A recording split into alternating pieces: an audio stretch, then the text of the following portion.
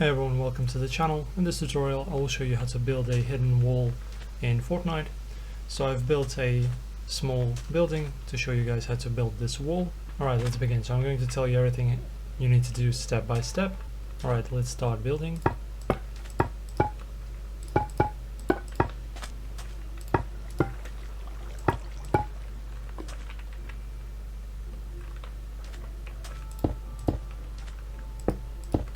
Okay, now you need to make sure that you have a redstone stick in your inventory and also enable it. Okay, just keep following me and do these steps.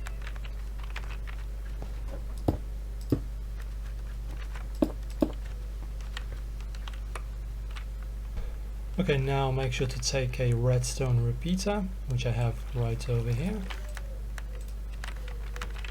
Equip it.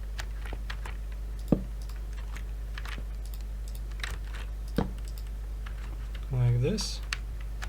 Okay, let's now come out and use a lever.